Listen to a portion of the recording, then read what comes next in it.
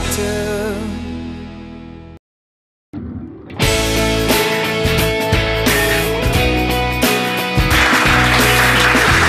Welcome back. Resetting your watch when you travel is easy. Resetting your brain and body clock is a lot more difficult. Our bodies are programmed to be active and alert during the day and to sleep at night. Traveling across time zones disrupts these natural rhythms, resulting in extreme tiredness, or what we call jet lag. So here's the rule of thumb. It's to allow yourself 1 day to recover for every hour of time difference that you experience. But that's not often practical. You do better to minimize the effects of jet lag as follows. Try to start resetting your body clock before you fly. Shift your bedtime by an hour or two in the right direction, starting 3 days before your trip. Drink lots of water before, during, and after your flight. In fact, 1 liter for every hour you spend in the air. And even if you don't feel thirsty, drink up anyway. You won't experience the symptoms of dehydration until it's too late. Reset your watch to the destination time zone as soon as you get on the plane. Not before, you may actually miss your flight. Avoid alcohol, eat more lightly than you normally used to, and avoid napping. Rather get a little exercise and expose yourself to as much daylight as possible when you arrive, because both will help to reset your normal rhythms.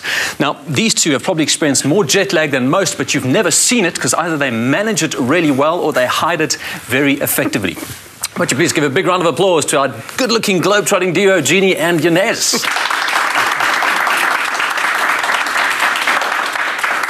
So that's how I beat jet lag. How do you beat jet lag? We never got jet lag because we weren't ever in a particular time zone for long enough to be able to settle. That's actually true. We were constantly moving. Although I must say, by the time we got back to South Africa, it took us a couple of weeks to get back into it because we were always on the move. And we were doing extreme time zone travel. We were going from east-west continuously. Yeah. We would go from Alaska to Brazil and then back and then back. So we were literally crossing the world. Yeah. It's when you know you've travelled too much when you come home and you get jet lag at home. Yes.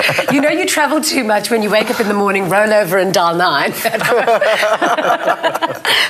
And who wants this? It doesn't work at home for some reason. So here's a question I'm sure you've never ever been asked. Your favourite destination? For me, I think one of the best places I've been to was Alaska, because it was the one place where I wouldn't ever go there ordinarily.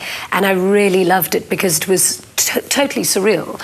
The things that we got to do there with riding behind the huskies, and just as far as your eye could see, there was just whipped cream, snowy mountains, and it was just amazing for me. My favourite, in retrospect, was probably the Easter Island. When we were there, most interesting. When we were there, we actually hated it Yes. for the first couple of days, and then we just started to appreciate this place because it's, for one, it's the most isolated, inhabited island in the world. It's in the middle of nowhere. It's off the coast of Chile in the middle of the Pacific, and it's just got this weird energy to it. It's got these moai heads everywhere, and it's quite mysterious in a way. But it was scary as well. I mean, we went exploring the one day on a motorbike, and what was it, a scrambler? On a scrambler. I mean, we almost fell so many times, and it was because raining. it was the first time I'd ever ridden a bike before. And we went around the island, and I was holding on to him. It started raining, and out of the mist, this old, like Pocahontas-looking man comes out. But he's massive, and he's not wearing a shirt, and he's got this amazing chest with this long hair. And he's holding a chainsaw. Holding a chainsaw. And we were like, we should go. It was terrifying. Yeah, jet lag was gone in a moment. Yeah. So, of all the travels you've done, we're looking at some great travel advice on this particular show. What would you say? Can I throw out those pearls of wisdom for us? The drinking water thing really helps. I try and not eat at all on the aeroplane and don't drink any alcohol on the plane. I just drink a lot of water, so much so that you think you're going to drown yourself. Which is not great for sleep, so, yes. You know, a bit of a conundrum. Well, with top travel, sometimes we flew business class, sometimes we flew in fetal position. Economy class. Okay, that was Jeannie just trying to show you her shoes, by the way. That was a sneak A lot of tomato cocktails. I don't know if it's just a mental thing, but it seems to help. There's a lot of vitamins in there, if you exclude the vodka. I was going to say, vodka's not a vitamin. No, definitely it's a chemical that makes you a bad dancer, actually, but not a vitamin. So. Another rule that we made when we travelled was when we landed in the country, we wouldn't sleep. We would immediately adjust to the time zone. So even if we would go shopping or go for a walk or go to gym, we would do that and then try and sleep that night. And do what they're doing in community. And if they're having breakfast, have breakfast, even though it's supper time. Exactly. Yes. Yeah. And what I always do, a golden rule with me, is those 2 hours before I go to the airport, I make sure I do a workout, get a good sweat. I don't know, I just feel tired afterwards, I can sleep easily. And then the moment I get off the plane, I either arrive at the hotel and go to the gym, or I put my running shoes on and I go for a run. Brilliant. And then I just feel rejuvenated at this We're very point. good at exploring, so we get on a bicycle or we get our trainers on, and he made me run around Nice on the promenade. The only problem is I almost got whiplash because there's so many hot men in Nice. I was like running and You had to explain that, you know. How do you get whiplash from running? So apart from a Pocahontas-looking chainsaw massacre guy, biggest health scare you've had on your travels? Oh, and I have to tell the story. The Ganges. Are we going there? And you go Janez going, not that one, please. No, The most beautiful place in India, in Rishikesh, which is the birthplace of yoga. It's beautiful, and India's got this incredible magic to it. And, you know, Janez and I were both feeling it. And I just want to stop you right there. Rishikesh isn't that high up. It's actually, they say it's close to the Himalayas, but it's kind of the foothills of the Himalayas. So there's still there's a couple of billion people living above that river, you know what I mean? So it's not the cleanest river. Notes, hint, hint. Their ancestors have died on that river or have been burnt on the river or whatever. And all of their waste and sewage and everything goes into that river.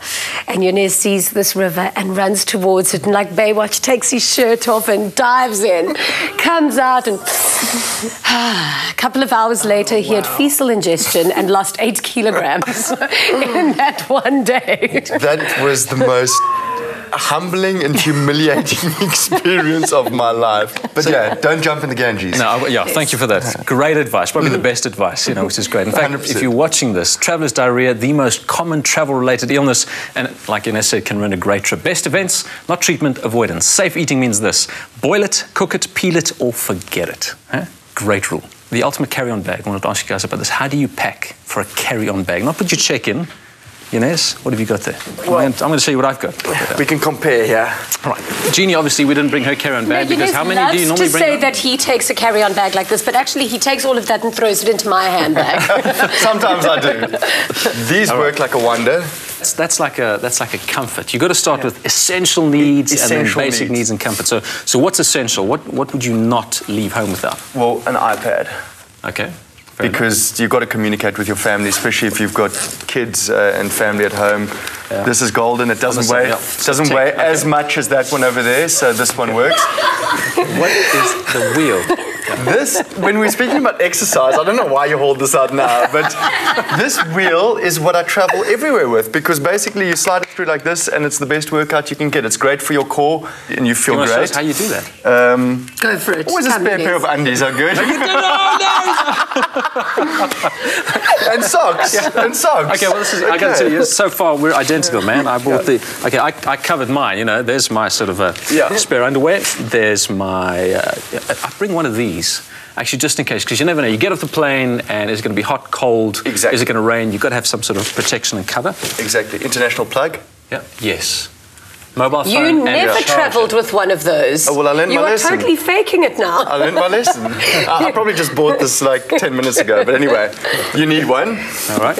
You know what is essential is travel medication.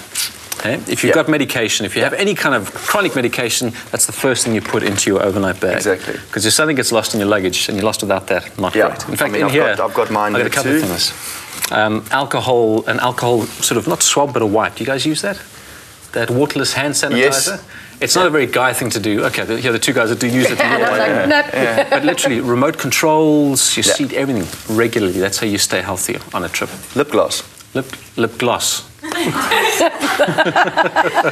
For Jeannie, no doubt. Toiletries, what do you take? Do you take anything on board? I do. I take a little flight-size beauty products to wash my face, tone, moisturise.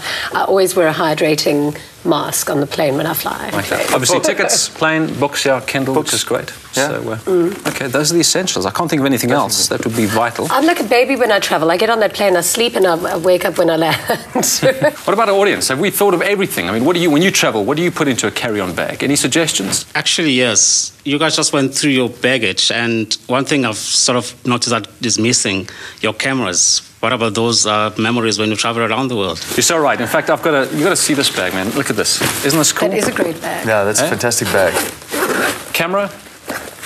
Well, I suppose these days it becomes a camera and a phone. That's exactly what I was about to say. The phone and the camera are one for me now. So, credit card, camera, phone, ticket. Speaking about credit cards, advisable to have 2 or 3 different credit cards, because the last thing you want to do, and I remember one situation where we were in Rio and our credit cards didn't work, and we actually ended up using one of my ones. So I always carry credit cards from 2 different banks just in case one fails. Good suggestion. Here's another great suggestion: get travel insurance. Talking credit cards, I maxed out on one of my credit cards, I think in Canada, when our sound man went down with hepatitis. I had to admit him to hospital. He didn't have travel insurance, and 45,000 Rand later, this guy left hospital. So travel insurance, can't leave home without that. Nah. Brilliant.